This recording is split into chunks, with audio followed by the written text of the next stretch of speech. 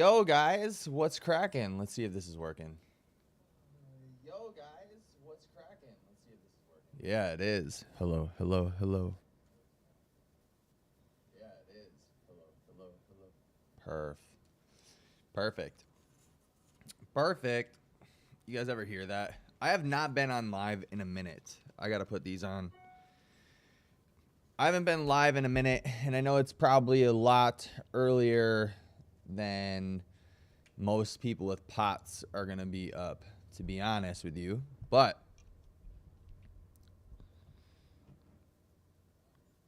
I decided to get on today so that I could, I don't know, just chit chat, just talk with you guys, bullshit a little bit. Give some updates on mold. I'm using a different lens today. I actually think that this one's better. It's not like super wide and crazy. And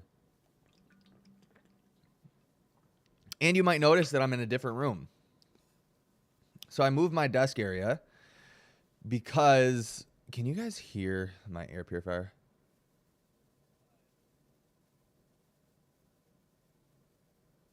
No, not really. That's pretty dope. And I have it on pretty strong.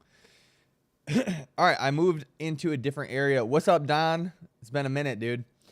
I moved into a different room because the sunroom that I was in, the room that I was using as my office, it's cold as hell in there. Very, very cold, number one. And number two, there's a bunch of water damage in that room. Definitely mold, for sure. So I'm trying to do my best to avoid everything toxic. So if you guys don't know, mycotoxin toxicity is like a thing that affects a lot of people. And for whatever reason, some of us actually have like symptoms, right? Like we actually like have symptoms. And I'm guessing it's an immuno response, you know, and having had POTS syndrome and all this stuff, like my body's pretty susceptible to having responses to mold and different environmental factors. And my guess is actually, now that I'm putting stuff together, my histamine intolerance for a long time, all these things that I've dealt with throughout my years because of how high off the charts my mold was, I'm guessing that a lot of what I went through was mold exposure and mold toxicity. When I was younger, I think that I've talked to you guys about this before. I used to get hives everywhere, like inexplainable hives. And I had like rosacea, flushing of the cheeks, and all these different symptoms, bloating. More recently, the problems that I've dealt with were like fatigue, but not like I don't know how to say it. Not like POTS fatigue where you're laid out or anything. Just like I didn't have the same amount of energy as normal. Like the past year and a half has just been like kind of crazy health-wise, right? I've been like feeling like I was on a steady decline, but I could still get everything that I needed to do done and still be I don't know how to explain it. Like it was just weird. That's the best way I can put it. Like I had energy for everything, but I also didn't. You know, I don't know how to explain it. And I'll tell you what, since starting, well, my main concern was like joint pain and getting hurt a bunch and all this stuff, right? Let's just start there. Since starting the mold detox, I am not kidding you. Like I'm feeling like 70% back to myself, which is crazy because even over this past year and a half, and I know I had a lot of stress the past 3 years, right? I opened a gym and stuff happened with business partners, and one of them was my best friend. And then, you know, like I definitely spiraled down a little bit, not like depression, not stuff like that, but like motivation has always been like, you guys, I'm having such a hard time like describing things because I don't want people to watch this. And like so often on my lives, I get comments that just like people just really aren't hearing what I'm saying, I think. But motivation was like at an all-time low. But an all-time low for me of motivation is still like I'm still motivated. I'm still going to get things done. it's just not going to be as good. So for example, I felt super burnt out from coaching people about a month and a half ago. Like I was convinced that I was done. I was going to move on to other things, and coaching in person. My online business is great. I love that. I was convinced that I was done. I was like, yeah, I can't do this anymore. They're just like, whatever. And then 3 weeks into like the mold treatment, my energy is back. Like my motivation, my want to like continue to do coaching, like so many things are just back. It's weird. So many things are just back. And I don't know how to describe it, but like I feel good. Joint pain. I'm not going to say that it's gone, but it's like really better, like a lot better. Bloating, way better. Ability to go to the bathroom, way better. Like there's so many things that I'm seeing benefit from doing this mold detox that it's almost crazy how it seems like it was overnight. You know, it's almost crazy that it feels like it was overnight, which is wild. Overnight in terms of like feeling better, right? And then I'm on not a concoction of supplements. You guys know that, so I want to address this. I feel like I've talked about quite a few things on this page. Like I've talked about like methylation support and things like gene sequencing and all these different things that I've suggested that you guys maybe try out. And so I want to make very clear that I still 1000% support all those things, all those endeavors, like all the research that I've done on POTS, all the research that I've done on chronic illness, all of this is supported. And I've said a few times in lives too that it's my belief that everyone is trying to get to the same answer for the same problems. And the same answer is, and the same problem is energy metabolism. Energy metabolism is the root issue for everyone. Now, supplements can help you with this, right? Gene sequencing can help you. All these different like things that I've talked about. Methylation support. Methylation support is super important. However, the root cause and the root problem is always going to be energy metabolism, cell metabolism. Like, are your cells properly functioning? Okay.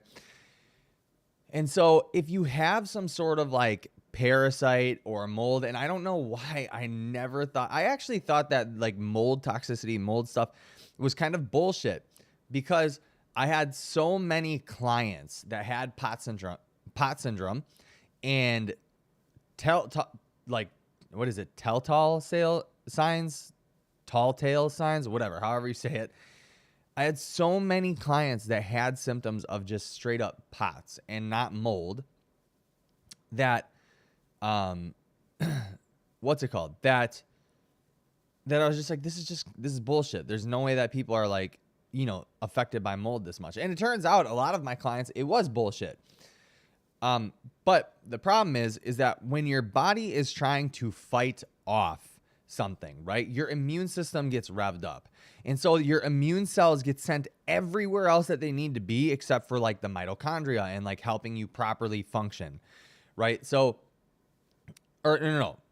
Yeah. So they're focused on like fighting the toxins, right? And then you have things like glutathione helps you detox the liver, and all these different like phosphatidylcholine, all these different nutrients, they're helping kind of rev up the liver. And so if you're constantly fighting some sort of illness or virus or toxicity of some sort, what happens is you use up all your stores of glutathione because you're just clearing all these other issues. And now there's no ATP, there's no energy that can actually be utilized to help you with the other shit that you need, which is like daily living and like having energy just to get through the day, right? Because all of the immune cells and all of the ATP, all of the energy is focused in on and working on fighting this issue. So when you're taking all these supplements and stuff, it's almost negligible because your cells aren't working properly in the first place, because they have to constantly be at war with a toxin within your body. So you're using all of these supplements, and yeah, they're still getting utilized, they're still getting put into the body. However, your cells can't function properly anyway. So it's not like you're going to see a night and day difference. And I'm not, by zero means am I telling everyone that they have mold toxicity. I don't believe that. I for sure do. I got tested for it. And so my only point to this whole thing this whole like little spiel that I'm saying is that if you have tried a bunch of stuff, like if you've tried, the supplements, if you tried riboflavin, for example, or like thiamine, everybody's on thiamine for POTS, which I have my issues with, and I've been very vocal about those already, about those issues already. If you've tried everything, methylation support, gene sequencing, supplementing for your gene SNPs, for your mutations, if you've done the ketogenic diet, if you've done all these things and you can't find anything that is helping, you should get checked for other shit. So like, this is, it should be healthcare 101, right? If something's not working, check for other things. So check for parasites, check for mold, check for viruses, like lingering viruses or something, check for everything else. And then once you get all that stuff figured out and dialed in, that's when you can start back on the other shit. So like, after I get like all this mold cleared up, we're actually planning on moving now because we've noticed symptoms in our kids we didn't realize could be attributed to mold toxicity, such as like rashes and like just weird symptoms, right? I don't want to go over all of them, but especially like rashes and stuff that have no other explanation, no other explanation. And doctors can't give an explanation. We're going to move, and we're moving pretty quick, probably within the next 2 to 4 months. So tomorrow we're going to go look at houses, and then we'll put an offer in, and then they're new builds. New builds are so expensive, you guys. If you can avoid it, avoid it. I guess it's a really good time for us to buy a house anyway, because you guys know who got elected and all this stuff. And, it's right before the new year, and everybody's going to pause on looking at houses until the new year. And we're just going to like buy one before the new year. But yeah, so we're doing all that to make sure that we can protect our family from this type of stuff and be healthy and get better. And so anyways, yeah, I'm not saying that everyone has mold toxicity or some sort of viral infection or anything like that. But what I am saying is that if you have exhausted all of your options and that is not one that you have exhausted, definitely go look into viral components or toxicity components. Or do you have any sort of, toxins in your household? Like, this is something that I go over with all of my POTS clients too, is, are you using chemicals in your daily life, like VOCs and stuff, that you don't realize are actually giving you symptoms? Because there's so many environmental toxins that we use in our household day to day. Like, we switched over to completely natural stuff forever ago. And so when we did a bunch of my sampling and stuff, a bunch of my tests, like, I don't drink from plastic bottles for the most part. I don't eat from plastic, we found no other environmental toxins like that in my blood or we didn't do blood, in my urine or anything. So we're good on that. But always be thinking of things that you can clean up, is basically what I'm trying to say.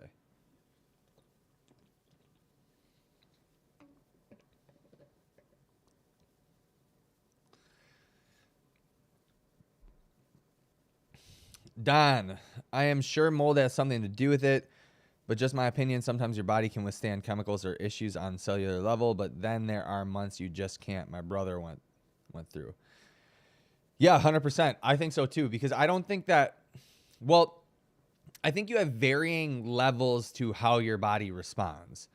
And at some point, I think after too long of exposure, your body just gets tired and it gets sick of it, basically, right? Like if you're in a relationship and it's just constantly toxic, like you're like, okay, I can stand this for a little bit. I can stand this. It's getting better. Oh, it's gotten worse again. And then towards the end, you're like, okay, I am fed up. And like, you're just exhausted all the time. You don't even like seeing your partner, stuff like that. You know what I mean? That's how I kind of look at it, is that, yeah, your body can withstand it for a while, right? But there's going to be a point where it just like will crash. It will crash. It's not a matter of if, it's a matter of when. And again, I think that if we're on a scale of like thriving versus not thriving, like, so if we had a scale from like 60 to 100%, right? Let's just say 60 to 100% of what thriving actually is. I think that most people in real life that don't have chronic illness, don't have anything other, like they're otherwise healthy and stuff. I think that most people today, in America at least, are operating at like 70%, but they think that that's their 100 because they don't know anything about supplementation. They don't eat other like super clean, healthy, energy-filled diet. I think that most people think that 70% is actually 100%, and they're like happy with it, right?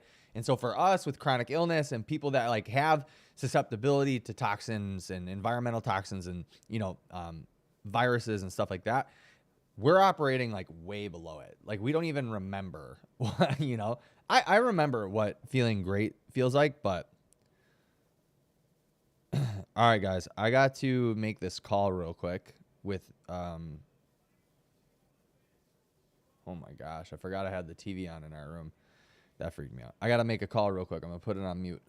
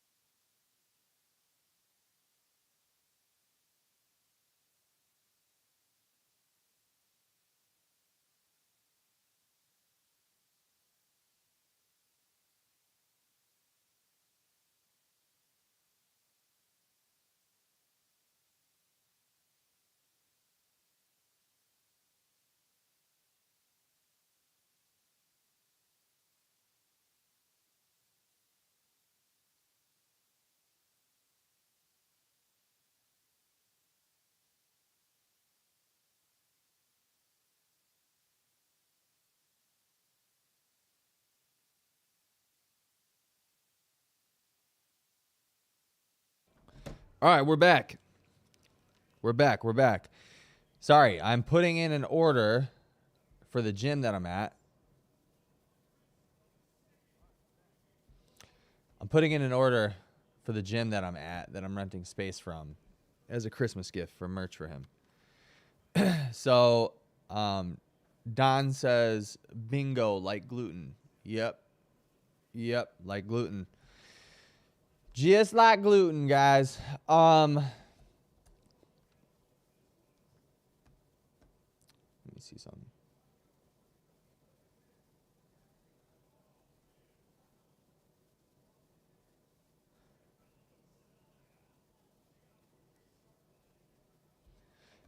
Yeah. So what I was saying is that we're basically just doing everything we can to mitigate environmental factors in our family's health. So Heather has gotten really into the good energy stuff, the book by Casey Means and whatever the other person's name is.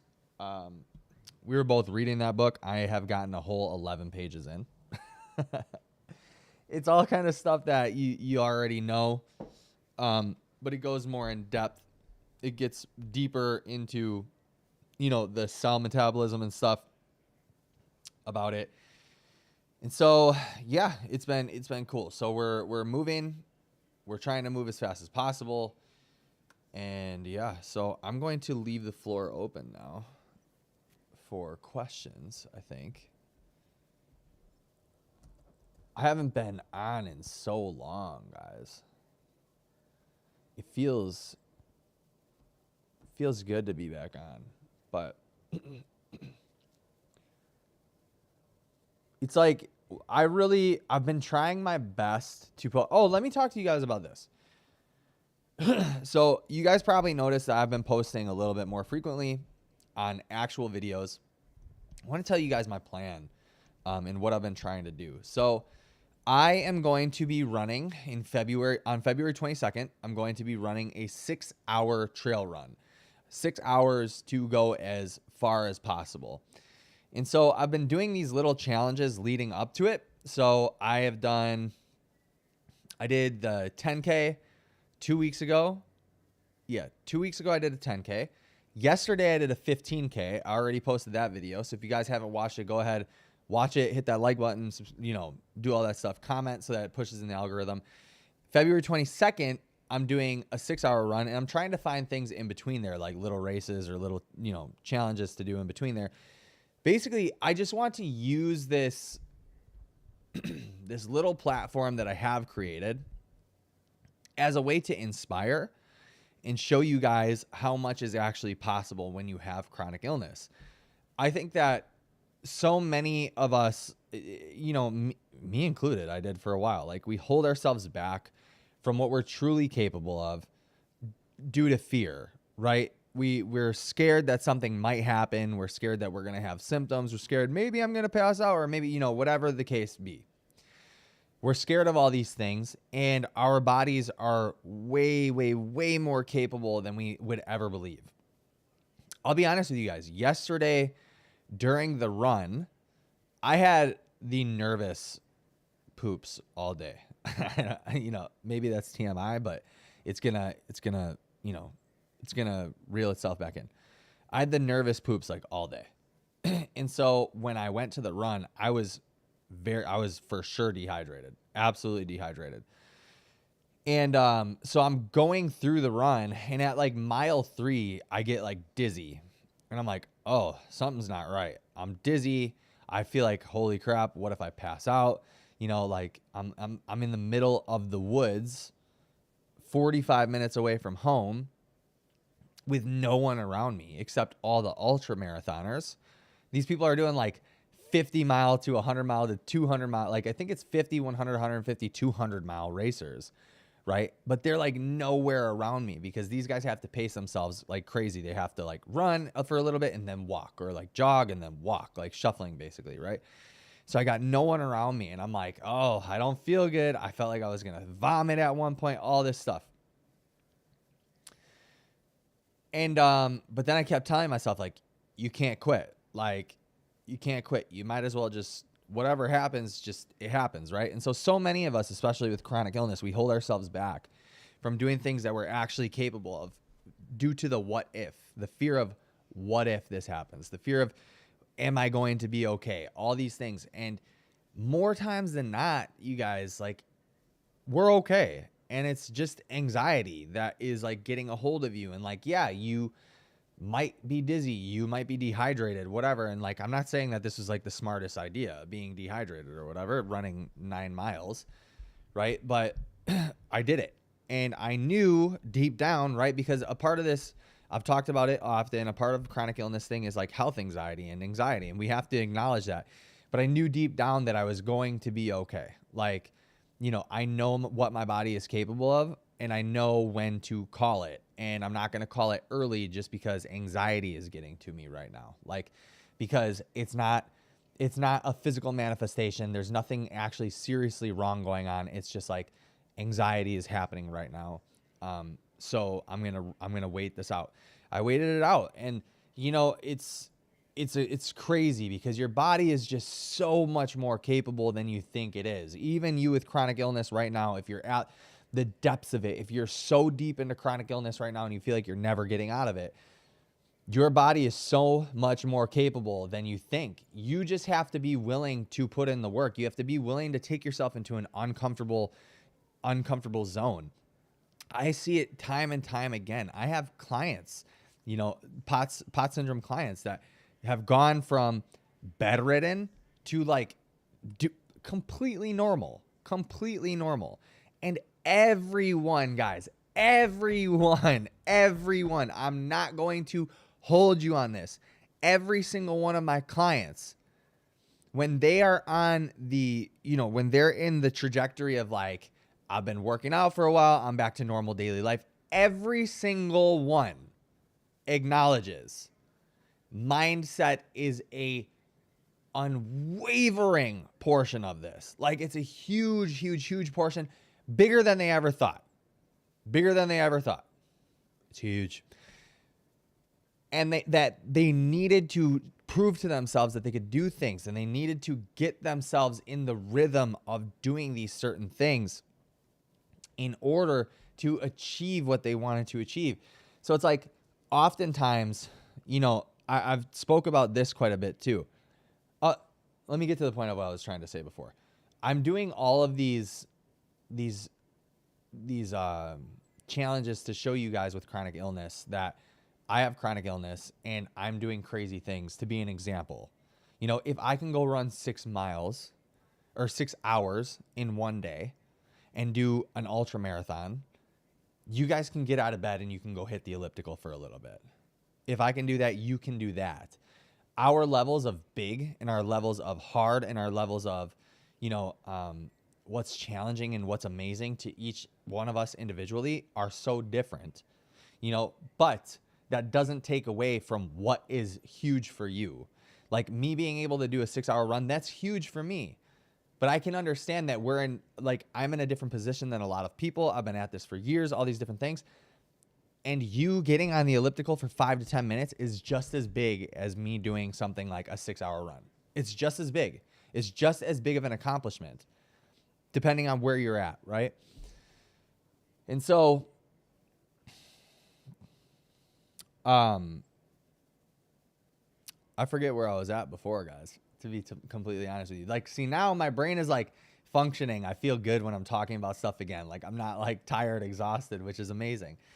But yeah, so my point of doing this stuff is to show you guys that all this is possible. And I want to be inspiration for you. Like, again, if I can do this, you can do that. You know, I was talking about anxiety and people acknowledging it. So every one of my clients has acknowledged that it's mood stuff, right? And I have data, right? And I've said this a billion times too. Like, I have data to show this. I have data to prove it.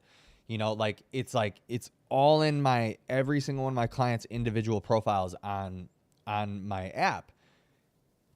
They're progressing, right? They're progressing physically, and especially with a condition like POTS syndrome, if you're progressing physically, or if you are objectively progressing on exercises, that means that your body absolutely 1,000 hard stop, no argument, is making physical adaptations. It has to, for you to get better. Like, it has to. If you go from, let me give you this example. If you go from walking 5 minutes and over the weeks you've gone to walking for 10 minutes with either minimal symptoms, the same symptoms, or a little bit improvement, right? Objectively, you have made physical adaptations in your favor. There's no argument there. You have made physical adaptations. Now, on your time off from exercising, if you are feeling symptomatic or you're feeling down or whatever, objectively, this has to be a mental thing, right? It has to be, because the data is showing that you are getting better. One of the signs of getting better from POTS syndrome is capacity to tolerate stress, to tolerate exercise. It's a nervous system problem.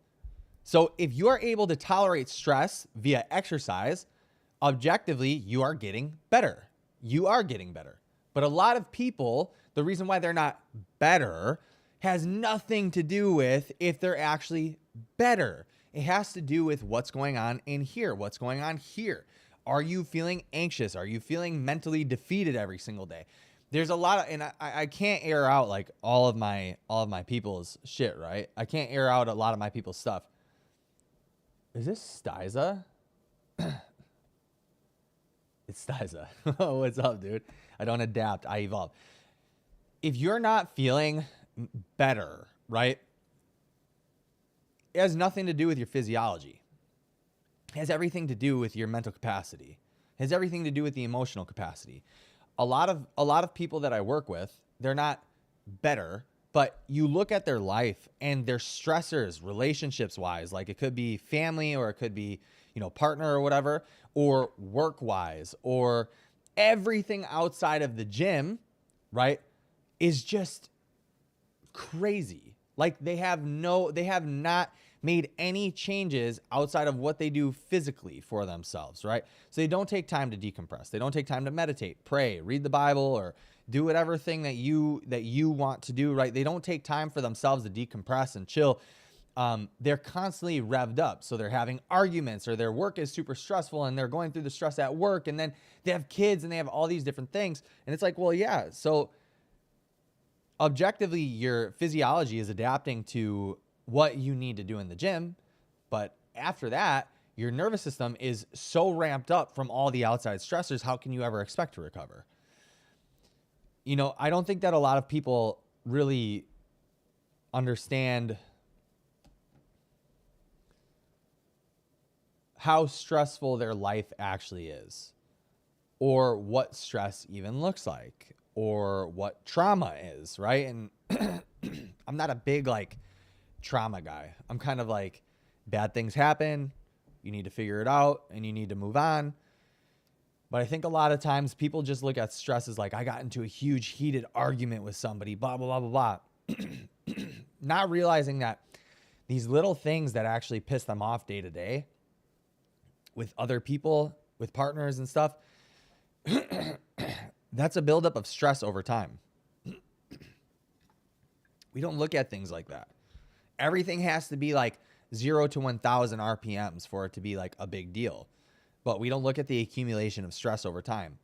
If you look at like how muscles adapt and how muscles grow, it's the accumulation of stress over time. And then eventually your bicep goes from 12 inches to 15 inches, right? Same thing with stress in your life. Like it could be something really little over time, but it keeps stacking. Eventually you're just like, oh my gosh, I can't deal with this anymore. I need to quit my job, stuff like that.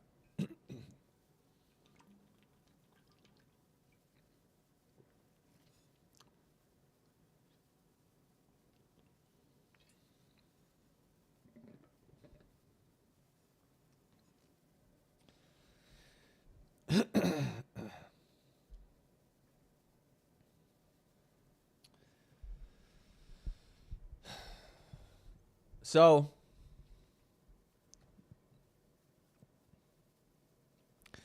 damn, it feels good to be on live again, dude. I haven't done this in so long. I forgot that I can yap. Like all I like to do is just yap.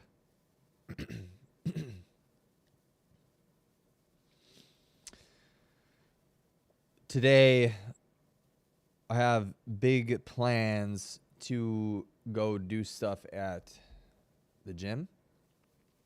I got a lot of work that I need to get done over there. I need to move a bunch of mats. I need to move dumbbells. I need to go get some PVC pipes. I need to get some shelves. Yeah. All right, I'm going to leave this up for anyone to just like ask questions. Hit that like button if you haven't already. Help push this in the algorithm. Dude, it's 9:35 and your boy still hasn't eaten either. I haven't even taken a ketone shot. The boy needs to go get a ketone shot. For show.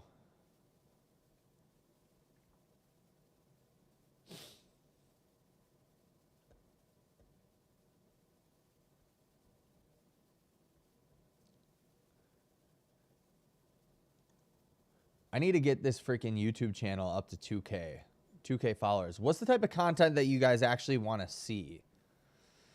I feel like I've exhausted all of my options in terms of like talking about chronic illness and like POTS syndrome. The only series that I have going right now that I actually want to, the only content that I actually have been wanting to do recently is, what's it called? Is the challenges, or are the challenges. Jazan, what's up? Haven't seen you in a minute. Well, I guess I haven't been live in a minute, so it's no wonder. Not to be rude, but you mentioned the little cough you have. Did your practitioner do anything for that as well? Is it mold too? This cough that I have, it's not a cough. It's clearing freaking phlegm from my throat. And a lot of times before I get on live, a lot of times I have coffee. And how I take my coffee, I put heavy cream and maple syrup in it. So most times, I know that I've like every single live that I've done this, or like even podcasts, and this is something that I have to really get in the rhythm of not doing. But I think this is actually twofold. I haven't talked to my practitioner about this, but I have coffee almost every single time before a podcast or before going on live. And that's how I take my coffee, is heavy cream, maple syrup. The other thing is that I've had post-nasal drip my entire life. And maybe that could be a mold thing. Could be. But I've also had pretty bad acid reflux. So I think that might have something to do with it too. So maybe threefold. But yeah, I think that could all definitely be part of it. I don't remember like clearing my throat like this much until moving in this house. So it could be. Yeah.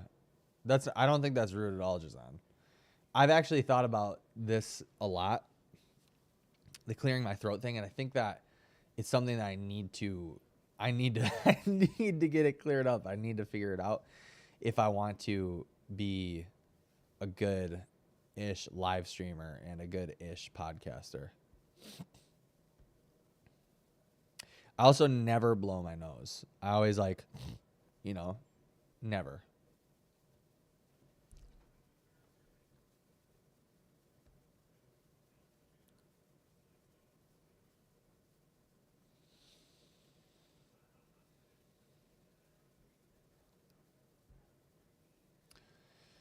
What other content would you guys want to see?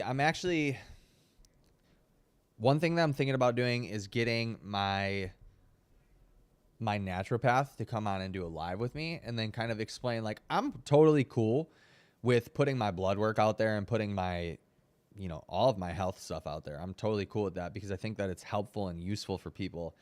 And I want to talk to her about like, why did we look at the things that we looked at? Why should other people do that? Should other people do that even? Like, what are the I guess, like, what are the signs that somebody should maybe get these tests? Why should somebody do this specifically? Like, I think that could be totally helpful and useful because I'm one of those people that's really hesitant to be like, hey, you should take these supplements if you're feeling this. Because I think that supplements can actually do a lot of harm if not approached the right way. I think that everybody's biology is super unique and different. And I don't think that people should just be like willy-nilly going out and trying supplements at like a lot of people. So a lot of people look at supplements as like harmless. And for the most part, I think that they are in certain doses. The problem becomes is when people are like, I'm going to try I've heard that let's use riboflavin. I've heard that riboflavin at 100 milligrams is really beneficial for a lot of people. Somebody might be like this, and then it's like, well, you have the ability based on your unique physiology to really uptake riboflavin. And so like now you start having a lot of really weird symptoms because like 100 milligrams might be baseline. It might be a little bit to a lot of people, but for you specifically, it's not.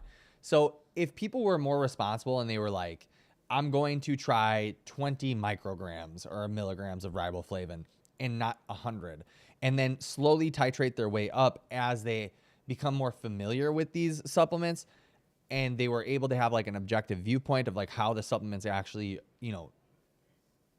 work with them or don't work with them, then I think I wouldn't have such a problem. But the issue becomes like telling people what you're on and the doses, and they're like, well, he's on this dose and this is what he's doing, so I'm going to try that exactly. I think that's like a huge problem, and there's a huge mischaracterization of what supplements actually are and how people use them.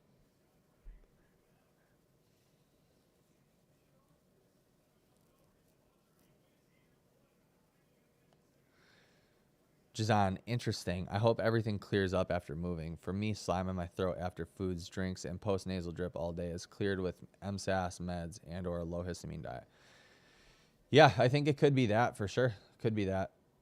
I've kind of always, I don't know, maybe like not having dairy is something that I really need to do. But dairy is like a non-negotiable for me right now just because of all of the benefits that you get from dairy, and I need fats and I need protein, and the amount of protein and fats that I eat in a day are really hard to get without, abusing dairy. I'm glad to hear that though. I'm glad to hear that your phlegm and stuff is better. Hopefully you're feeling better in general. Hopefully everything's been good.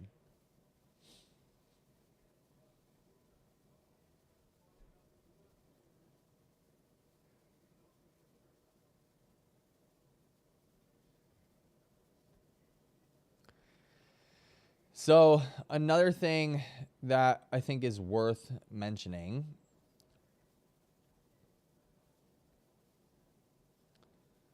is that I'm actually changing the price to my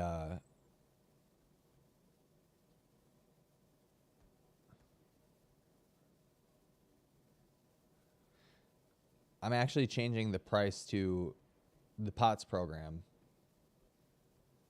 and community to $39.99 a month. It was at $50. I'm doing $39.99. I'm going to be completely real about this too. I highly slacked on the community portion of the POTS program. I haven't slacked at all with my clients or like building out the program. It's just like the community aspect.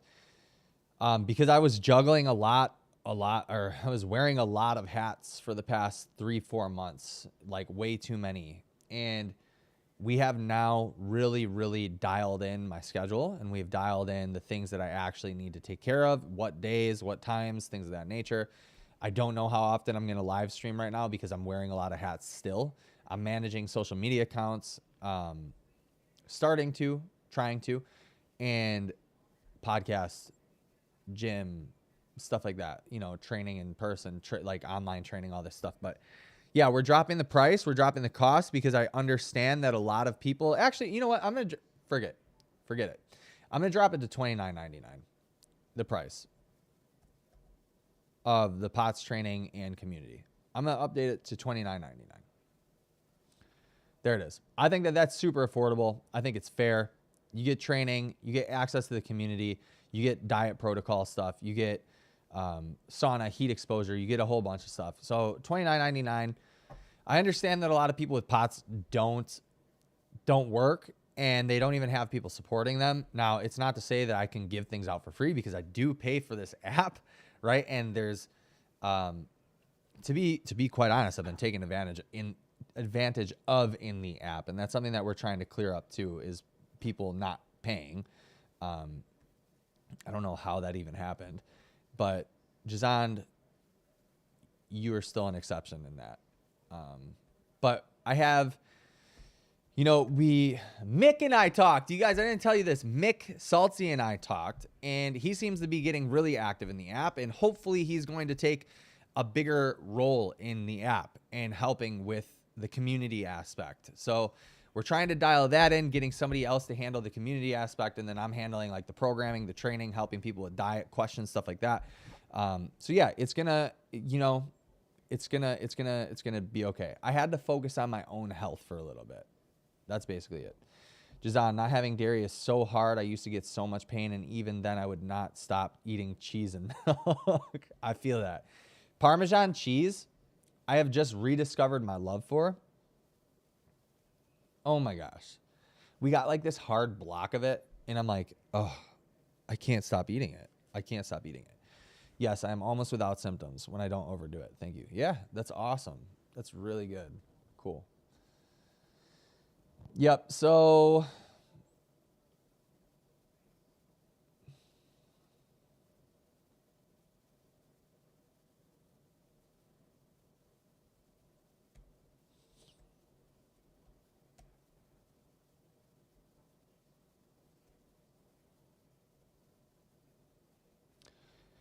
and I've pretty much, for the most part, I think that I canceled my website subscription too. I think I canceled my website.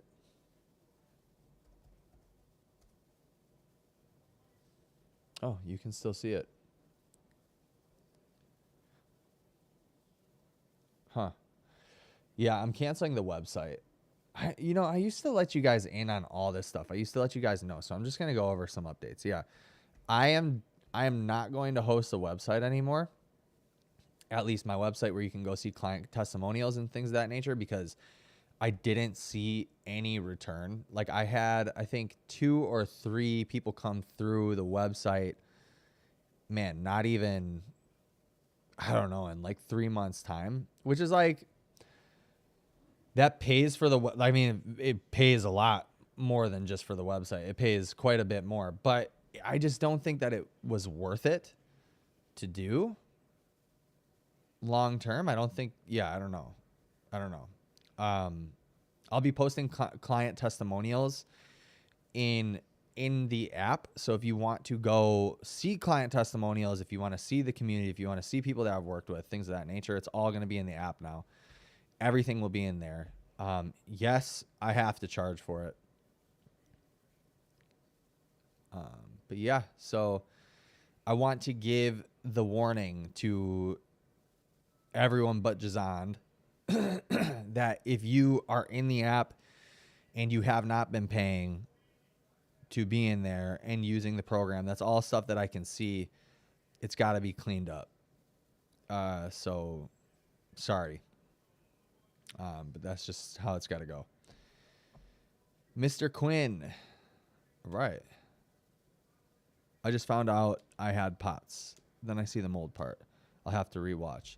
All right. So real quick, I've said this quite a few times on here. I am by no means saying that people have mold toxicity. By no means am I saying that a bunch of people have mold toxicity, because that's definitely not the case. That just turned out to be the case for me. That part of what I was dealing with was mold toxicity. So I don't want people to get the wrong idea and think that, this is something that you necessarily need to worry about or think about. But I didn't even think about it. Again, I'm going to reiterate what I said before. Like, I kind of thought that mold toxicity was bullshit for a lot of people, because it was the explanation that a lot of my clients had been given for POTS syndrome. And I was like, this is pretty classical POTS, and I don't really see anything about you that is, mold. And I think that a lot of practitioners take advantage of people, because I've dealt with a lot of clients that were told they had mold toxicity without getting tested for mold toxicity. And so I was tested and got, like, I spent, I don't know, quite a bit of money on health testing recently. I got tested for everything. I got, and this is one of the things that came up, and it was really high mycotoxin count. So definitely, please do not take it as like I'm suggesting that everyone has it or that you should even get tested for it, because that's definitely not my, that's not what I'm saying at all. But if you have the means to go get tested for stuff and you've exhausted everything else, then yeah, I think that you should go get tested for environmental things and all that. But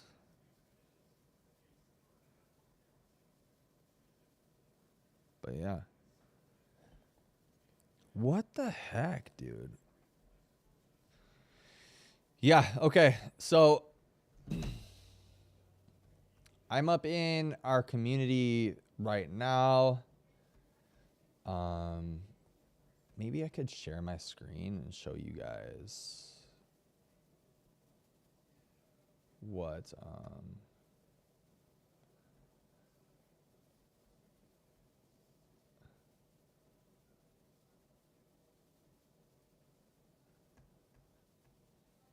maybe I should show you guys the community and stuff in the program.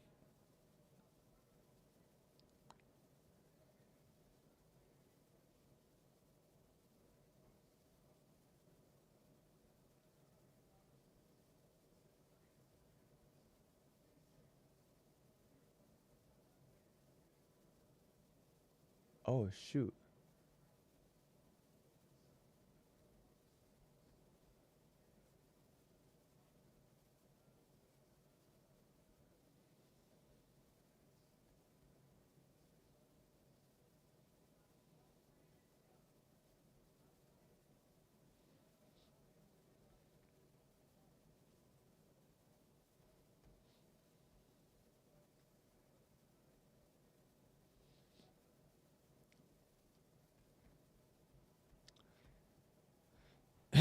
There's currently 11 weeks in this.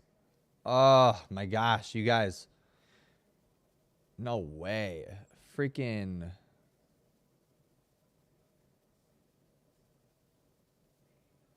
I forgot about this. I got a new bank account. I forgot to update my bill stuff on here. I got a new bank account the other day because I was getting screwed by my bank, my old business account. And so now I have to update my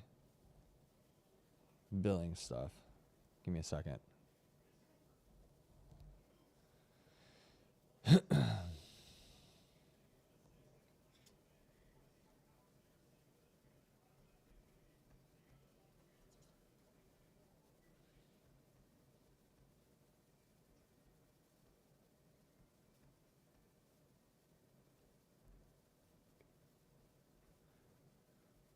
There we go. Okay. There we go. Mr. Quinn, I'm learning about POTS, but I fully understand. But that's something for sure I will think about getting tested. First, they said it was just vertigo, but then I got second opinion and boom. Yeah. I think that, yeah, if you've exhausted all other options and you've been doing some sort of protocols, like, the good thing, I don't know how to say this. The good thing about mold toxicity, I guess, is that all of the healthy habits that I talk about on this channel or that I talk about in the program, in the community, things of that nature, all of those habits have direct transfer to every like chronic illness or viral component that you can think about, right? So it's like making sure that you're choosing good foods that work with your body, because mold can slow down your digestion. It can make you have digestive problems. Making sure that you actually get sunlight, because sunlight helps your immune system. Sunlight helps your ATP, all like cellular energy, all this stuff. If you have better cellular energy, you have a better time clearing toxins, all these different things, right? So all the things, sauna, exercise is a great way of detoxifying, right? Especially certain types of exercise. All this stuff all goes together, which is really good. So yeah.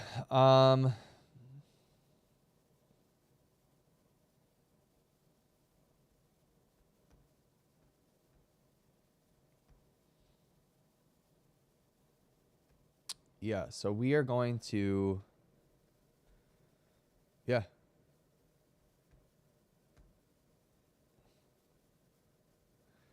The POTS program is $29.99. There's 11 weeks in there right now. After you do the 11 weeks, basically you graduate.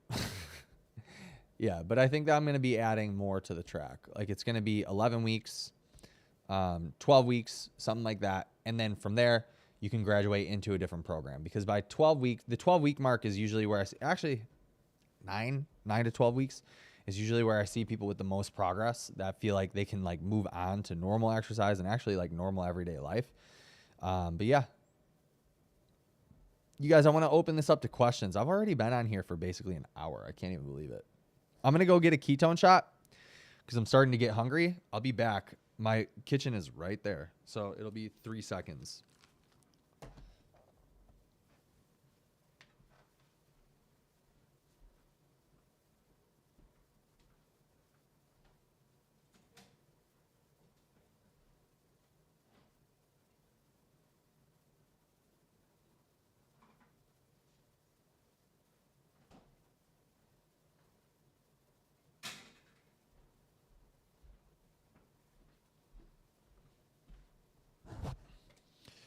And we're back. I see that we have concurrent viewers. You guys ask any questions or tell me.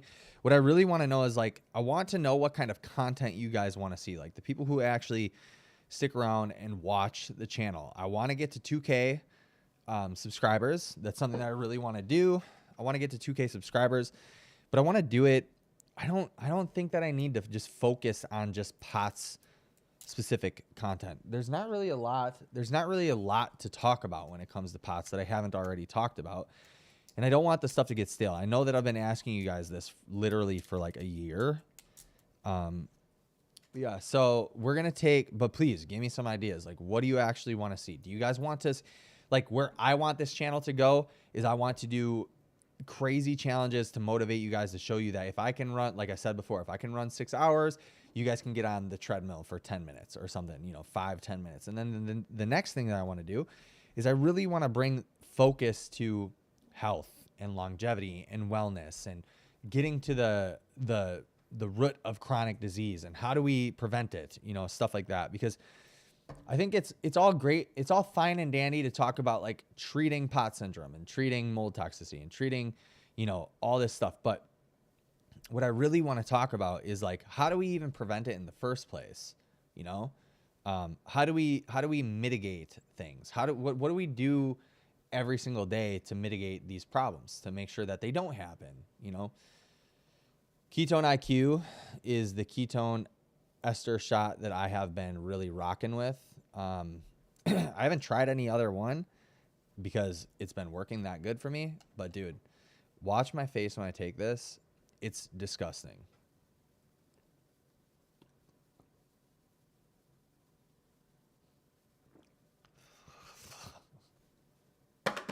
I do that to myself every day.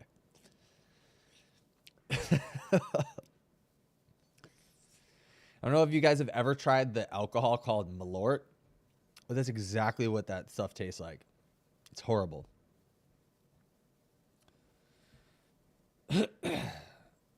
There's a lot to talk about. Exercise is a good thing to talk about. Yeah, exercise is really easy to talk about, especially for me. That's been my profession for 10 years, if not more. I think that I've exhausted that too. Like I've exhausted what I think is most beneficial for people with POTS. If you were to get mold tox again, what symptoms would you notice that would tell you it's mold again? That's a really freaking good question, Jazand. And I can't answer that because I know it's such a stupid answer. But because I had an inkling of an idea that maybe I had some mold stuff going on. But again, like I really thought it was BS. I really didn't like take it serious. Yeah, that's the best way to put it. I really didn't take mold toxicity serious because I thought that a lot of times it was just something for functional med doctors to just like take advantage of people with.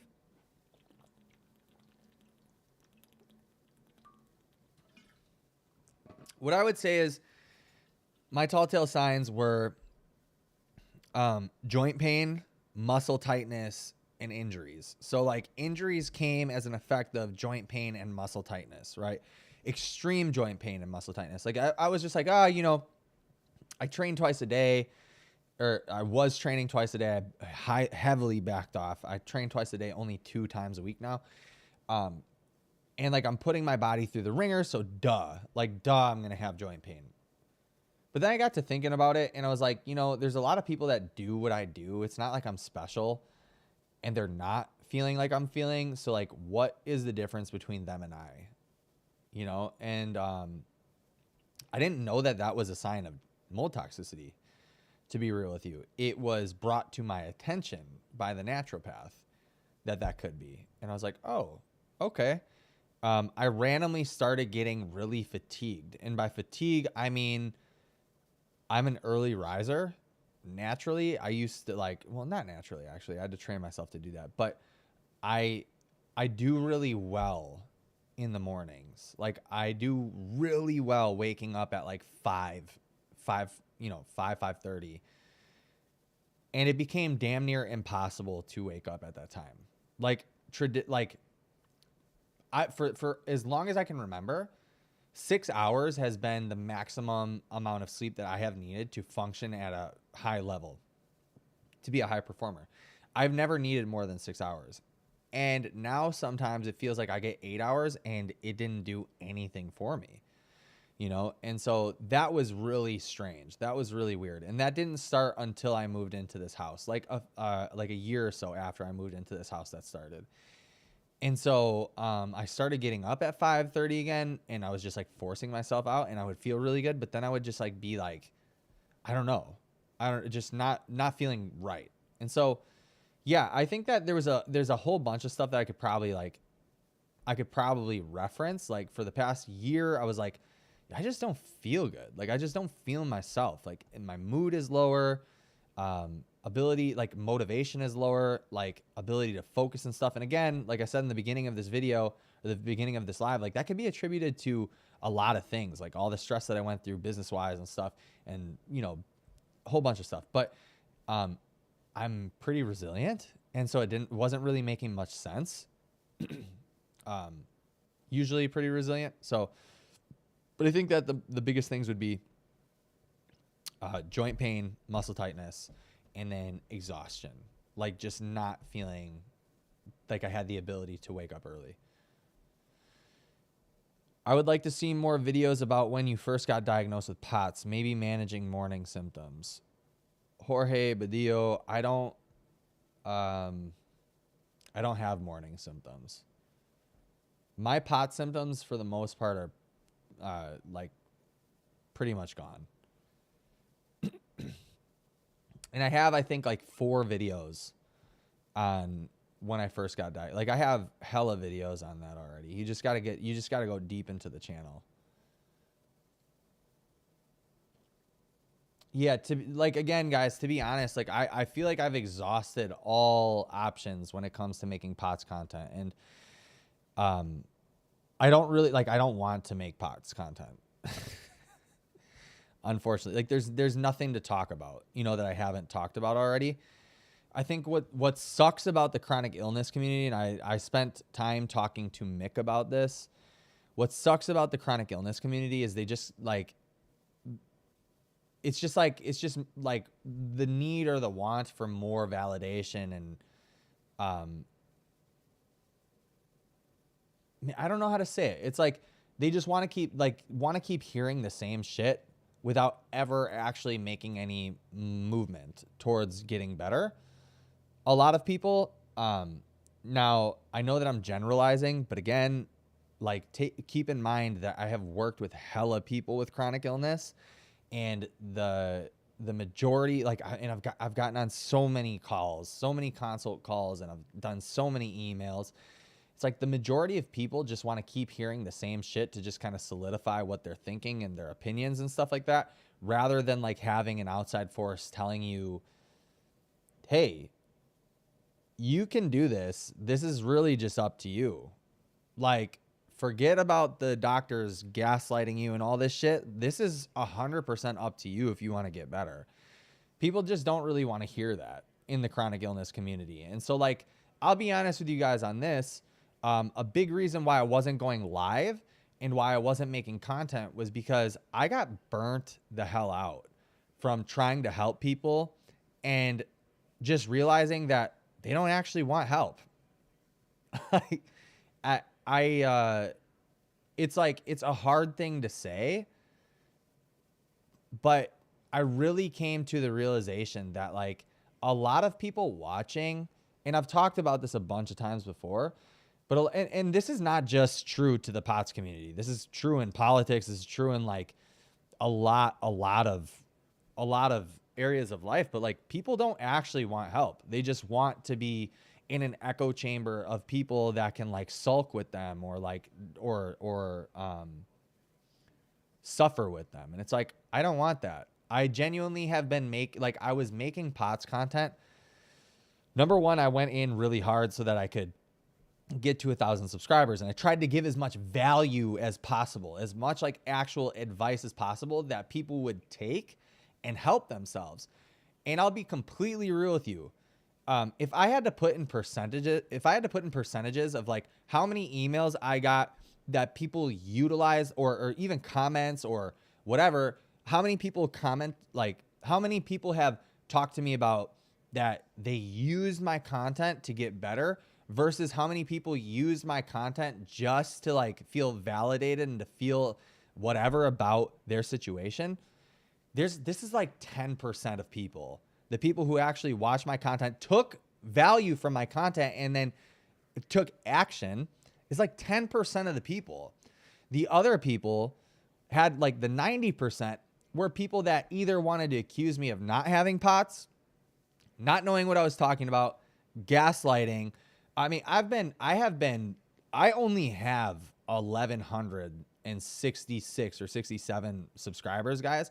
And I have been put through the ringer with comments like, and emails, and people literally taking the time out of their day to email me to let me know how bad it felt that I was telling them to take accountability and to take action. What? And so I started making the content again to hit 1,000 subscribers because it was a goal of mine. And then number two was to genuinely help. Like I did not want to make content without giving some sort of value in terms of actionable things that you can do day to day to help yourself. I don't think that I made one video that was just entertainment based for months, even lives, right? For months I did that. And I still got the negative comments, and I still got the accusations and all this stuff. And I was like, all right, dude, whatever. Like, these people genuinely just don't want to hear real advice. They just want to be told, oh, your feelings matter. And like the doctors are in fact gaslighting you and all this shit that I just don't care about. I don't care about it. Like, if you want to be validated and stuff, good. Okay, I validate that you have POTS syndrome. Great. I validate that you feel sad. Awesome. What are we going to do about it? What do you want to do about it? That's the shit that I care about. What are you going to do? You know, because in life, I hate to break it to you guys. Like, look, I have been dead broke, like literally dead broke. And this is just, I've talked about this before too. Worrying about where my food was going to come from as a teenager, worrying about if the electricity was going to be on at my house as a teenager, right? And I spent a lot of time, you know, at that time, it was like, okay, this sucks, but what am I going to do about this? Like, my mom is hustling 2 jobs and she still can't provide. What am I going to do? I can sit here and cry, but what am I going to do?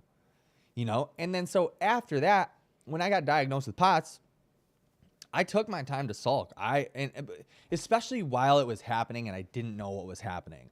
I took my time to be a victim. Absolutely. But then it was like, okay, I figured out that I have POTS, right? Which a lot of you guys watching the content, you already know that you have POTS. You already know. It's not like you're in the guessing period anymore. Majority of you guys know. that come to the channel, comment and all this stuff, you know what's going on. A lot of you have gotten the diagnosis formally, right? And when I was going through it, it was like POTS, no one knew about it. Like no one knew about it. And then when I finally got the formal diagnosis, right? I was like, okay, I took all this time to be a victim. What do I do about it? How do I get through this? And I went online. I figured out that there was research on HRV and cycling and all this stuff. Recumbent biking. I did, zone 2 seemed to be the thing. Boom, boom, boom, boom, boom. The sample size was really small. The only people that were getting diagnosed with POTS syndrome was like 16-year-old, 15-year-old girls that played soccer. And it seemed that most people just kind of got over it within months or whatever. But I was like, okay, what do I do about it? The same week, I hired back an old bodybuilding coach. The same week, I developed an aerobic program, an aerobic capacity program in order to build my aerobic threshold up. It's like, what are you going to do about it? And this is the problem is that like, whatever. I got burnt out from making content because of those reasons, because people just would email me their problems. And then, dude, that's really hard. It's hard to deal with. It's hard to deal with when people want to emotionally dump on you, and like, I'm okay for being there, but like, also, I don't have a rapport with a lot of people. I don't know you, you know what I mean? And it's like, I'm okay with like hearing people out and stuff. But then if you want to constantly be in contact with me or whatever, but you don't want to pay for anything, that's where I kind of like draw the line. It's like, I'm okay with being that guy, but like, what I need to get compensated for that, number one. And number two, it's like, I don't want to be emotionally dumped on because I'm a human being. Like, that's going to affect me. And I want to come up with a solution. It's like when people are like, when you're dealing with like your girlfriend, like, is this a moment where you want a solution or do you just want somebody to hear you out? You know what I mean? That type of thing. And it's like, most times people just want you to hear them out. I don't want to be that guy for almost anybody. And I'm super honest about that. I'm super upfront about it. I don't want to be the guy that you are going to just talk to about your problems and dump on. It's not me. It's not my thing. If you want somebody that can help you out, like that is for somebody else. And I'm okay with that's for somebody else. But like, other people need to be okay with that too, that I'm not that guy. The thing that I want to be is the person that helps you create a solution. I have a solution. It's $29.99 a month. And I also have another solution, which is one-on-one, online coaching with me. That's my other solution. But it became an issue. I talked to Mick about this, Mick Saltzy. If you guys remember him being on our lives, I talked to him. I'm like, dude, I just can't do it. I cannot be there for everyone. I'm a very busy guy. Like, I'm very, very busy. I wear a lot of hats. I can't do it. And I can't be dumped on, by people. Like, it will affect my ability to provide for my family if I'm dealing with everyone else's problems and I'm not getting compensated to deal with it, matter of fact, right? And so I became very burnt out from the content and people commenting. And like, this one thing that like really got to me were these two people on the internet. Like, two people really got to me. It was crazy. The other thing about like people with POTS is like, they don't want you to shoot them straight, right? A lot of them. Chronic illness. Let's just say chronic illness.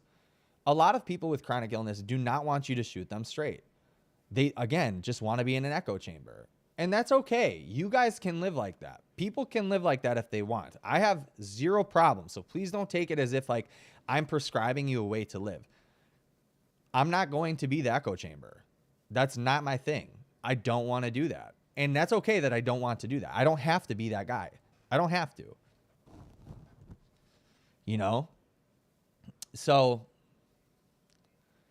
Hibley, hey buddy, talking about me or what? Are you the dude? I can't remember. It's been a long time. No. You're not. It's not you. You're the guy from overseas, yeah? And we would get into little tiffs on live. But no, you're not one of them. You're not one of them. You were fun to argue with.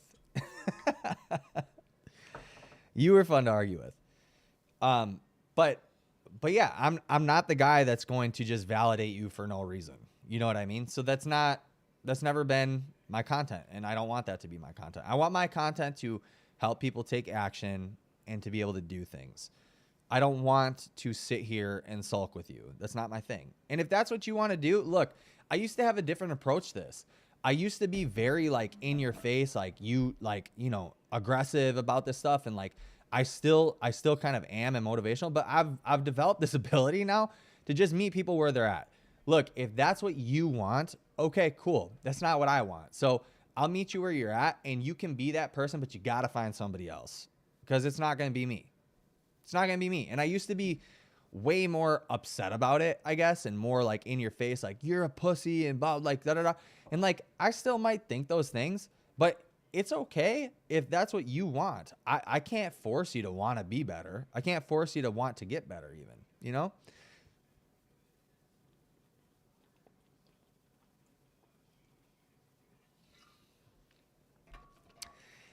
Hibley, it's actually good to see you on here, dude. That's crazy. You and Jazan in the same live when I haven't been on for months or weeks or whatever it's been. That's cool. That's crazy. So yeah, that's my whole spiel, guys. I stopped making content for a long time, and this is the honest to God truth. Number one, I had to focus on my own health. Number two, I got burnt out. I got burnt out from the negativity, as I think anybody does or anybody would. You know, it's just like people emotionally dumping or making accusations, all this bullshit. I didn't want to do it anymore. And now I've gotten a lot better at compartmentalizing things and being able to just be like, they don't want to get better. They don't want to hear the truth. All right, whatever. It doesn't need to bother me anymore. It doesn't need to, like, I don't need to, like, take that on. You know, it's not my responsibility. So, Erica, what's up? Oh my gosh, all the oldies coming on to the live. What's cracking, dude? I hope you've been all right. Hope you've been good.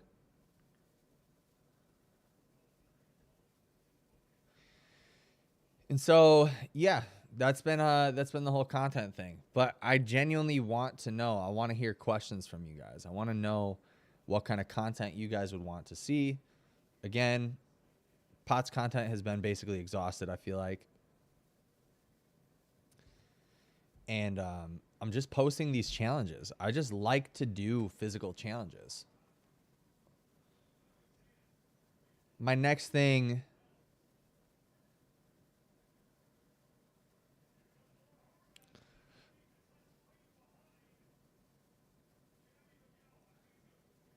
How has the die-off been for you? What does that mean?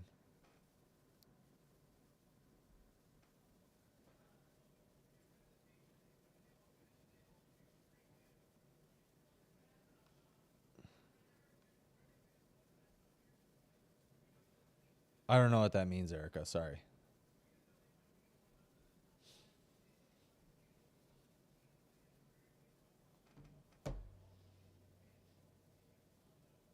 Oh, when you're detoxing.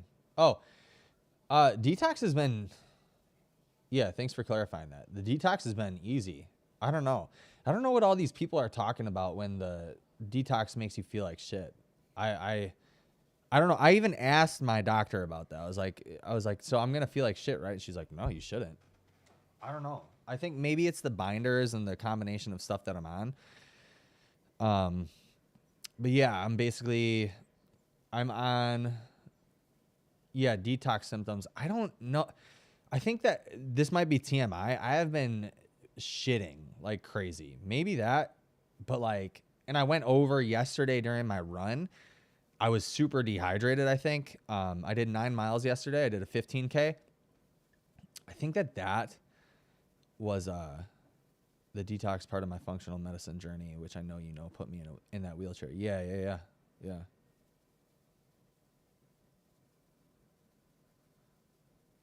Had heavy detox symptoms when I started Thymosin Alpha 1. Oh, I don't even know what that is. Yeah, the only symptoms that I've felt, and I've been detoxing, I think this will be my third-ish week. Third week is just pooping a lot. Might be TMI. But yeah, that's been it. I'm basically, what's cool is she's got me on like liver support stuff, which obviously you need to support your liver. Your liver is what detoxes you. glutathione, phosphatidylcholine, and then a binder, like a Z binder is what it's called. Yeah, I feel good. Feel fine. But I think that I do a lot of other stuff right, you know? So I don't know. It's, like I said, it's only my second or third week. I can't remember. So we'll see what happens. So I had heavy detox. So I am happy to see you thriving, Justin. Thanks, Erica. I hope you're doing well. How are you doing? Hibley, it's a peptide. Hibley, where are you at again? You're not in the States. Basically, every peptide is not okay to use here right now, which is crazy. I don't have any interest in using peptides. I know hella people that use peptides. I know that they're very useful for a lot of things. Belgium.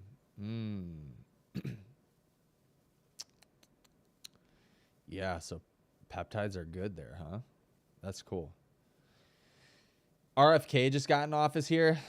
So peptides are about to hit the market again. We are trying to move, husband getting a new job, but we want to be in Wisconsin still. Yeah.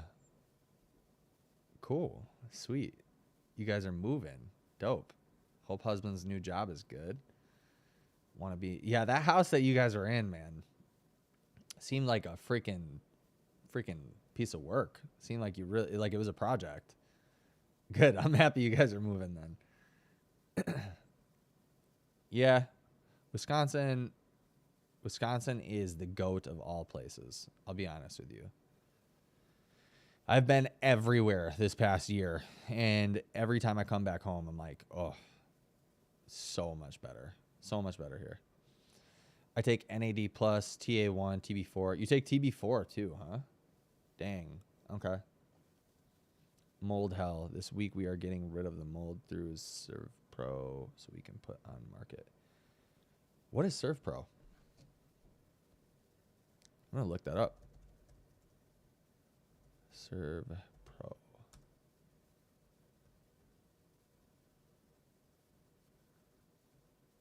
Oh, it's a service.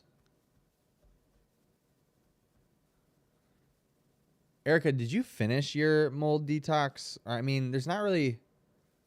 I mean, if you're living in mold, there's not really much you can do about it besides like getting rid of it. And I got 3 air purifiers. The Allen ones. Allen Flex Pro or Flex Plus, something like that. And they noticeably have helped. Even in terms of like just scent, you know, in the house, which is really good. So I keep one in my room, one in the office. Now it's the living room area. And then we put one upstairs for the kids. But yeah, we're also moving.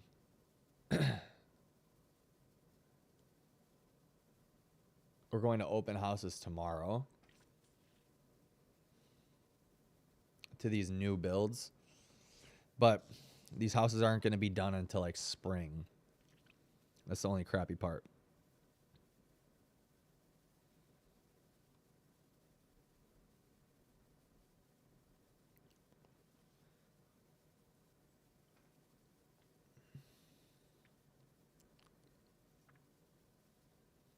Would you guys be interested if I had my naturopath on a live or like a long form podcast and we talked about a bunch of this stuff? If so, what questions would you want to hear answered?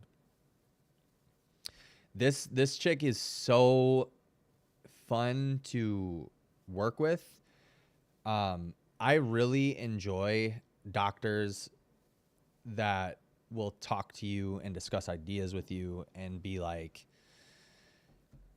you know, interactive, and then you can also have input on your treatment plans and stuff and tell them about like your goals and stuff because she takes into consideration that, all that. Yeah, I really enjoy doctors that are willing to work with you rather than just tell you things, right? Yes, but I did the mold detox, but it was hell. I don't know if it was the doctor I was seeing or maybe I am sensitive, but it was hell. We got rid of the mold upstairs first, but now basement. Yes. Sweet. Good. Well, I hope that you start feeling better from that.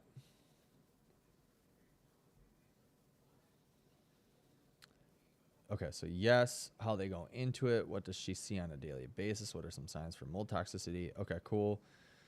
So she's not. Keep this in mind too, guys. She is not just a mold like naturopath. She does so much. Like she did. Well, I mean, she's a doctor, right? She's an ND. So she did.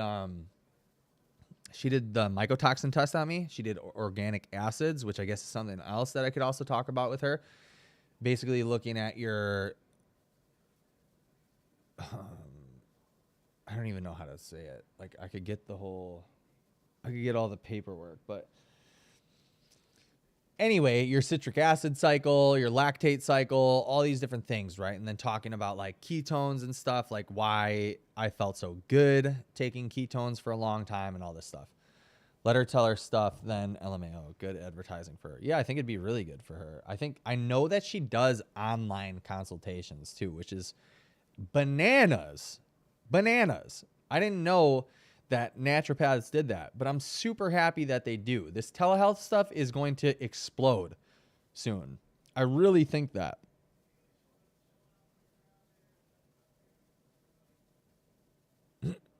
She's in Wisconsin. Yep. Yeah, I'll send you I'm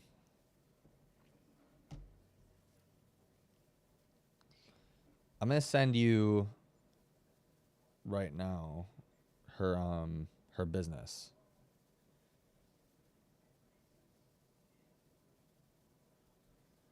I just texted it to you. I think it's pretty far for you though.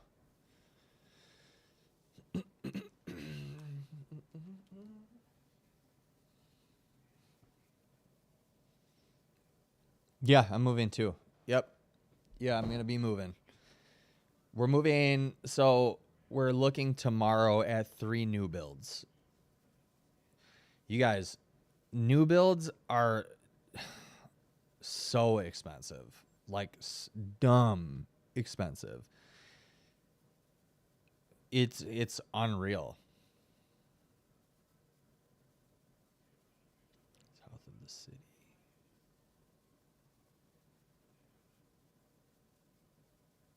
Yeah, we're staying in the same area. I don't know if we're north or south of the city. We're west. We're west. But yeah, same area. Wonder what area you're talking about. Don't move into the city. Stay away.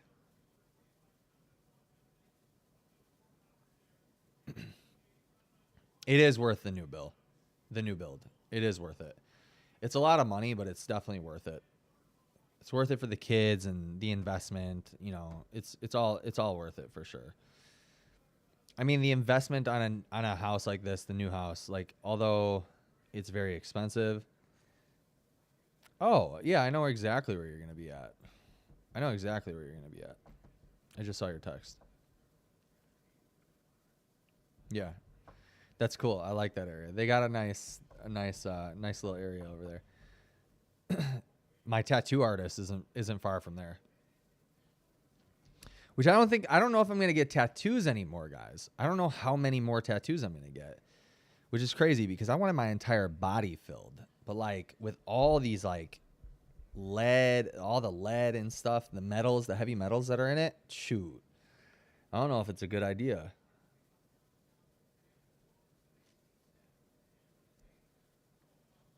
I know that there are some like inks. I don't know if my tattoo guy uses all natural ink and stuff like that. I would highly doubt it. I'd highly doubt it.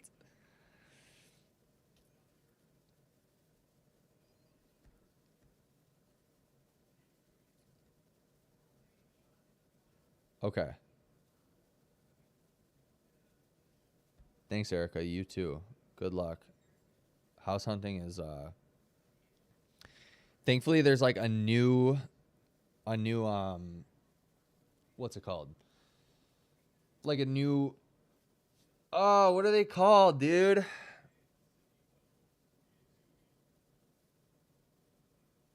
Like there's a new neighborhood popping up literally 2 minutes away from us where we're at right now, 3 minutes away from us.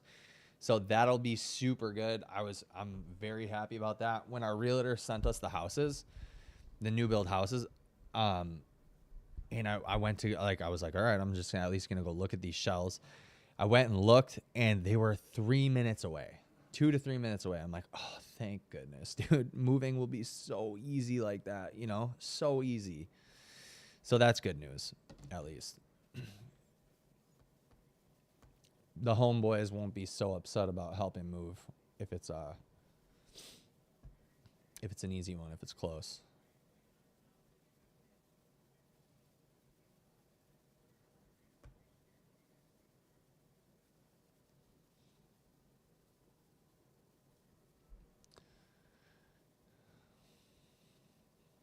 It's beautiful near you guys. We looked there. You should come out this way. Yeah, I mean, it's amazing. I, for the better half of my life, have been between here and this whole county. I love it. I grew up in Milwaukee, basically. And I love the city. I love Milwaukee. I love the busyness, the hustle bustle. I love that. However, I'm older now. I have kids, 2 kids. And it's just like, if I was a single dude at 31, oh my gosh, I'm 31. If I was a single dude at 31, I didn't have anybody else to take care of, and like I could just hustle and be on my business, I'd be living in the city for sure still. But yeah, being out here it's great. So if you can find something out here, I would definitely recommend.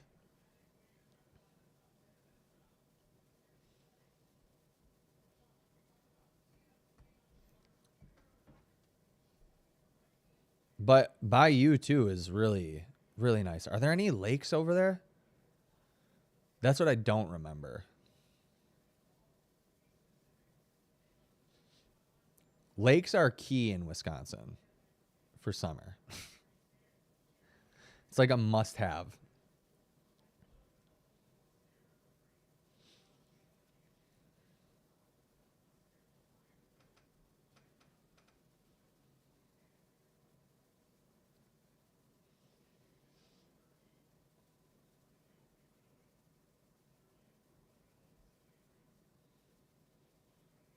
Dang, I haven't been on live for 3 weeks. It's been 3 weeks. It's my first one in 3 weeks. That's wild. I was very consistent for a long time with going live. I hope you get this holistic doctor on, and no, there isn't, but we need to be closer to the train line for my husband. His job is in the city. Oh. Chicago? Oh, man. All right. I hope you guys still like the Brewers. But that's cool. That's an easy travel, at least. You know, especially the train. And the train is really cool. I love taking that train to Chicago.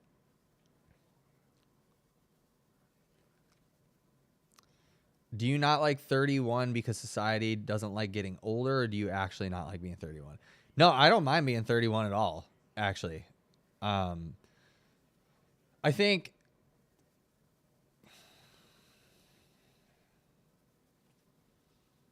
I like being 31. I think that especially men don't really catch their stride until their late 20s professionally. Until their late 20s and like 30s, like early 30s to mid 30s. I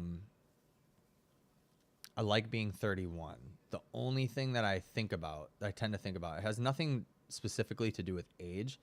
It's just that age is a good marker for me to realize how much time I have left, right? And so like when I think about age, I just think about,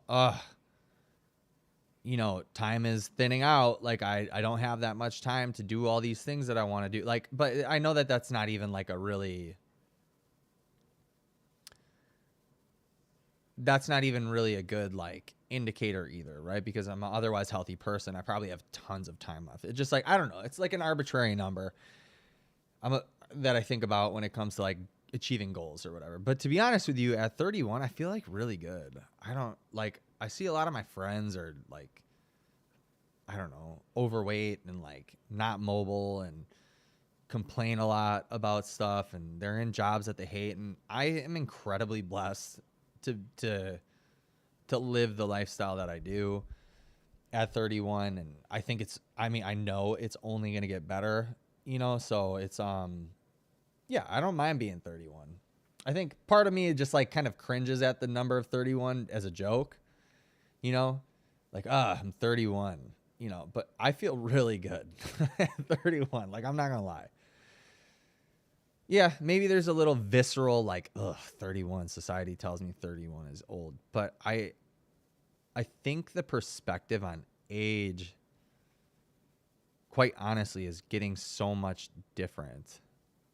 I think that your 40s are your new 30s. Maybe this is just me being an old person saying this stuff and, just being hopeful.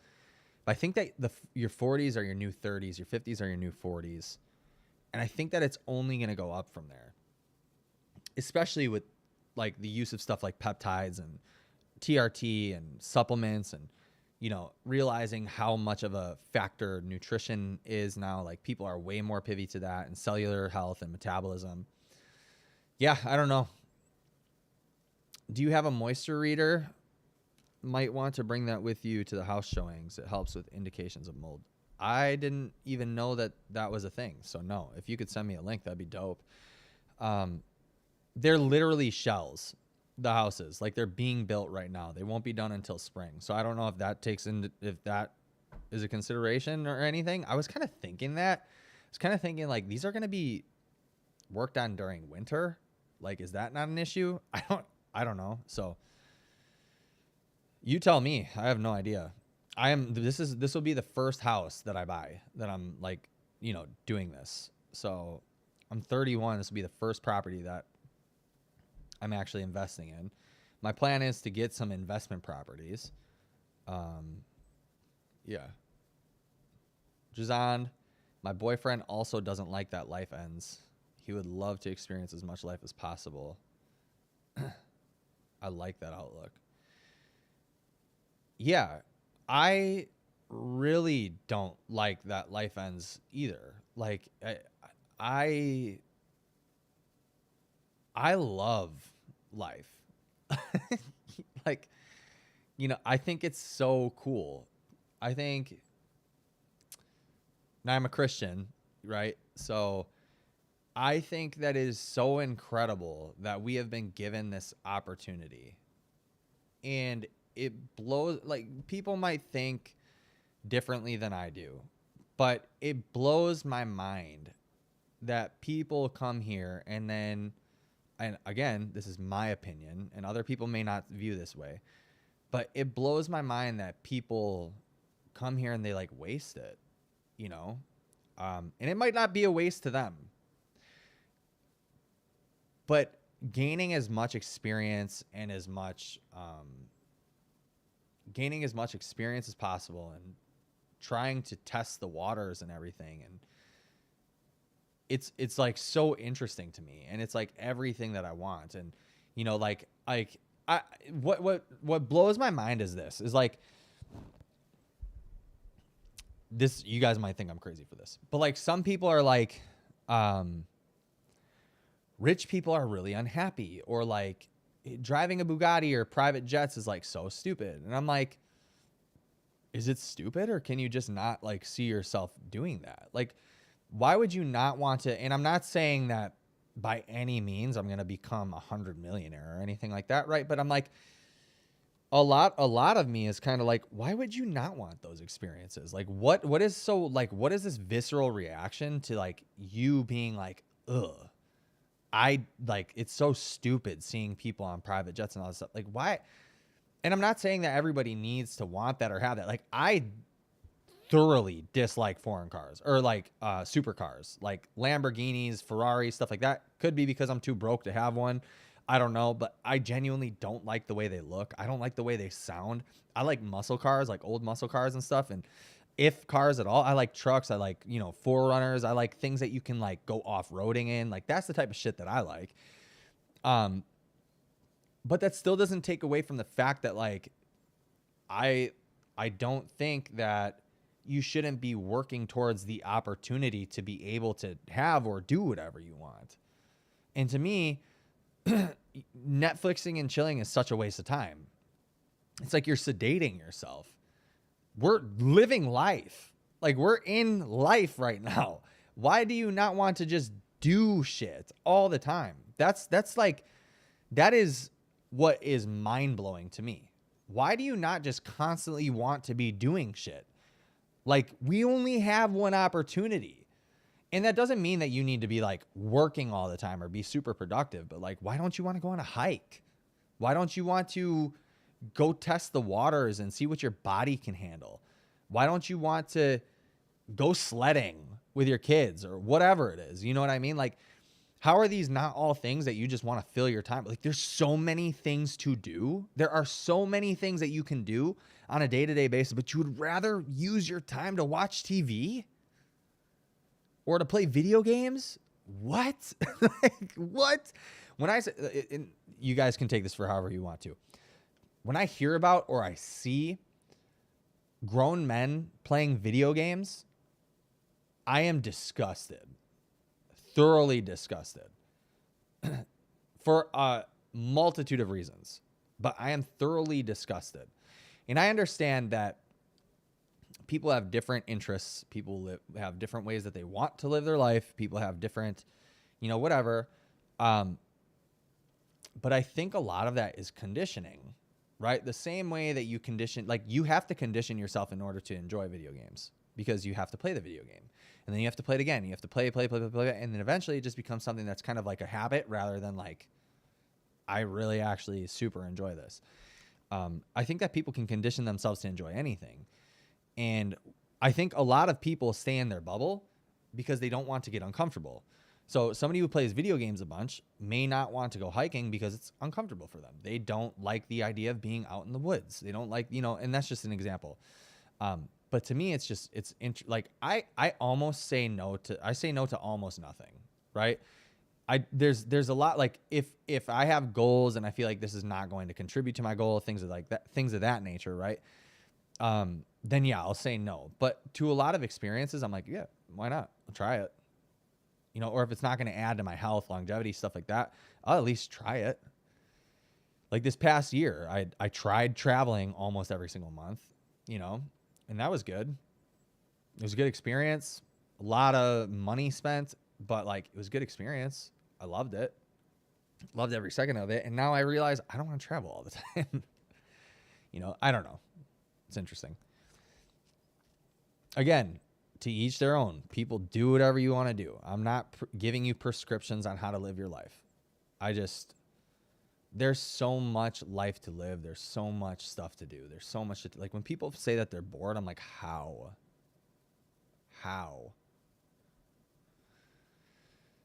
Erica, it needs to build. It needs to be built. Yeah, it's got to be built. There's still literally shells, the places that we're looking at. We want completely a new build from scratch. Like we're not building it, but they're built. It's going to be 4-bedroom, like 2,500 square feet or something, 22 to 2,500 square feet. Basement, not a finished basement. That would be like $1 million house. We're already on the other side, which kind of sucks, but yeah. I don't know. Like you said, it's worth the investment. I'm not rich by any means, but it's worth the investment. It's worth the amount that we have to pay. And it's in a good neighborhood, good area. Kids are going to be safe from mold toxicity. I'm going to continue to thrive and be healthy. Girlfriend's going to continue to thrive and be healthy. Be in a good community of people, good school system, near a whole bunch of stuff, which is like, you know, crucial. near family, which is also crucial. The older that I'm getting, 31, the more I realize I want to be around family. Like, I really want to be around family. My like goal in life is to become a millionaire, like multimillionaire, to buy a compound and have the entire family on the compound. That's one of, and by entire family, I mean like my dad, my stepmom, my sister, and then my mom and grandma, God willing. Yeah. That's like basically the goal. And then, Heather's mom too, if she would even want to. She's got a humongous house. This woman, she bought it so long ago. She pays under $1,000 for her mortgage. Like a big house, probably like 2,400 square feet. Or if not, 24-ish. Basement, everything. Big yard, big old yard. Under $1,000. I have to get going rooting for you. Also, I will never stop playing my video games, but I do play less, like 2 hours max. Awesome. Yeah, again, do what you want. That's cool. All right, Erica, peace out. See ya. Thanks for hopping on. I'm going to stay on for like 15 more minutes, I think. And then I'm going to eat, and then I have a lot of work to do in terms of like going and setting up gym stuff. I'm starting to try to get more involved in the gym that I currently rent space from. I've talked to, the dude is he's a very good friend of mine. Like a big brother basically. And I separated from him for a few years to do my gym thing, went back, and I told him straight up, I don't want to own a gym, but I'm willing to do anything possible to help grow this place. So yeah, I'm starting to take action on that and start moving pretty quick. So I want to open this up again. Like, if you guys have questions, please let me know. If you guys have ideas for content and stuff that you want me to do, please let me know. Can't do this on my own, guys. It takes a village, right? It takes a village.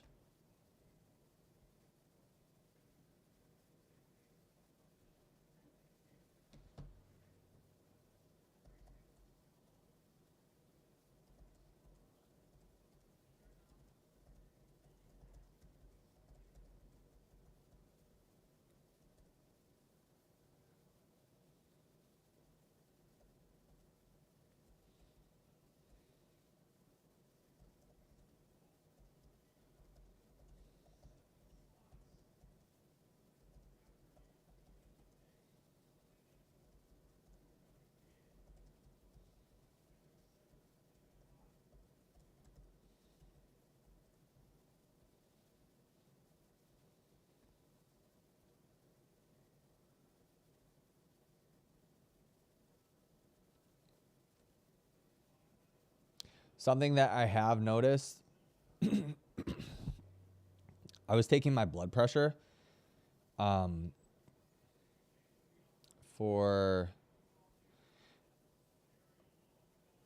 did blood pressure measurements. Hold on, guys.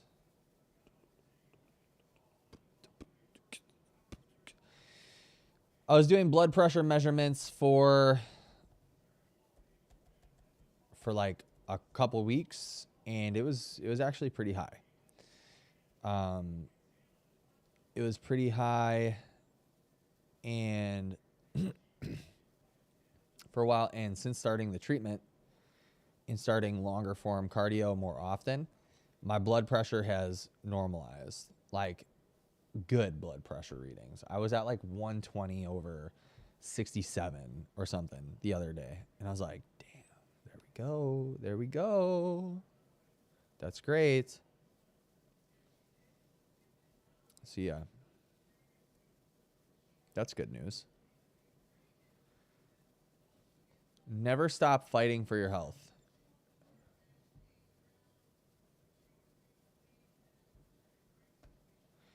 Never stop being your own best health advocate.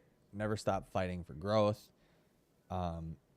Don't listen to the doctors when they tell you, everything is okay, but like you feel like like you actually feel symptoms. Part of this is definitely being objective and having the ability to be objective.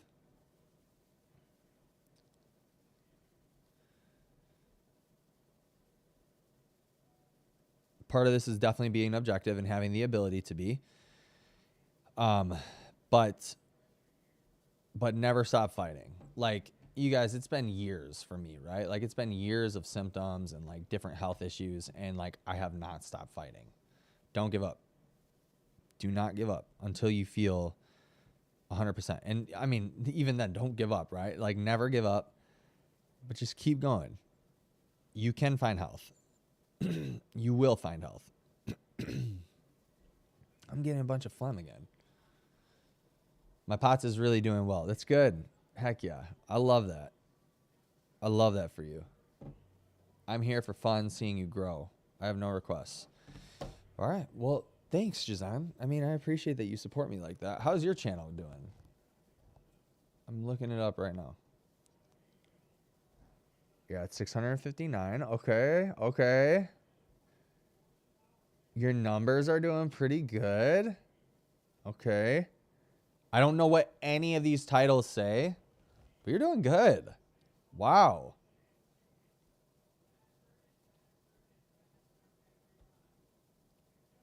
Dang, your views are good. Are you monetized? Can you make money yet?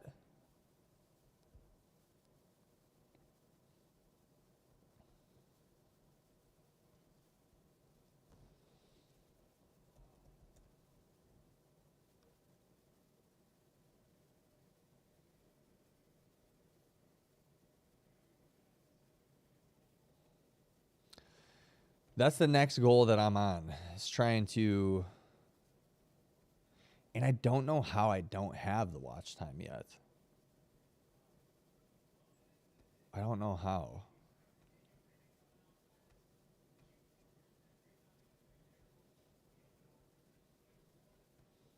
I'm like 800 hours away from some. You'll need way more views. I mean, I feel like you're doing pretty good. Do you ever go live? Do you do live streams?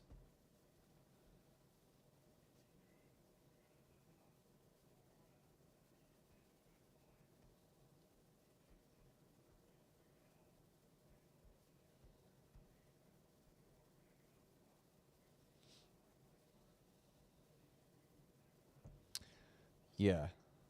When I do post every week, my numbers start going up fast. Yeah, for sure. I noticed that when...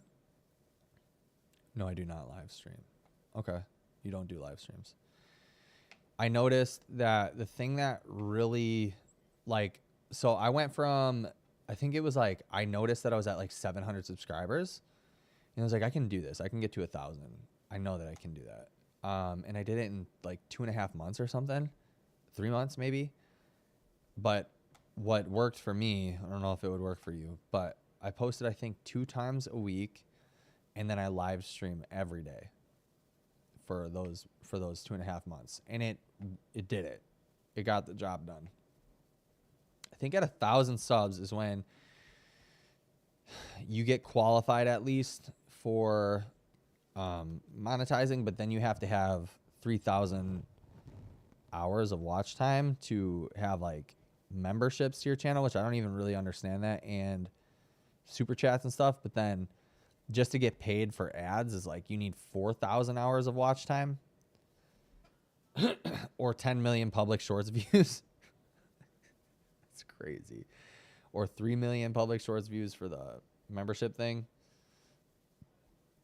I don't know.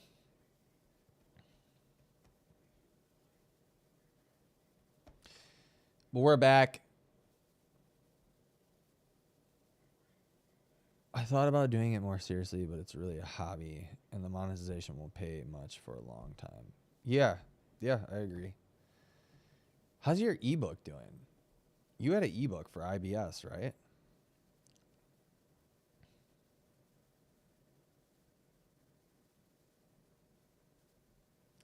I had thought about creating an ebook too. Just just don't know. I just don't know.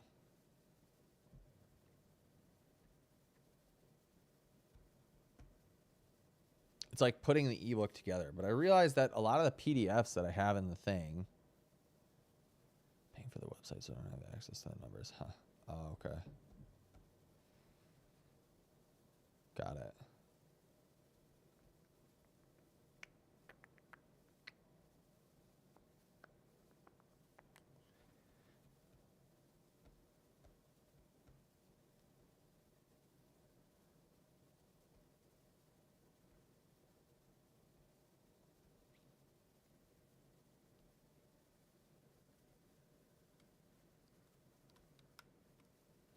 I need my neck cracked so bad.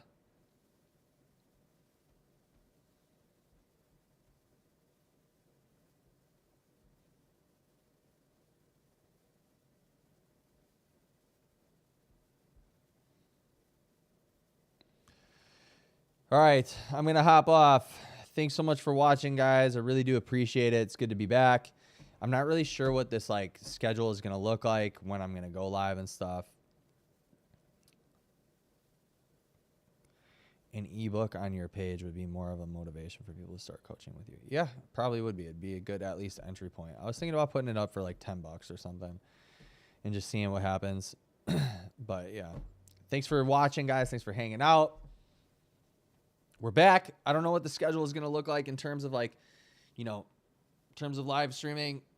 We're going to try to do it as often as possible. Like I said, I'm wearing a lot of hats now, but yeah, thanks for watching. Hope you guys did enjoy it. If you did, hit that like button, subscribe if you're new. Talk to you guys in the next one. Peace out. Goodbye. See you, Jazan. Thanks for being here, dude. It's always a pleasure.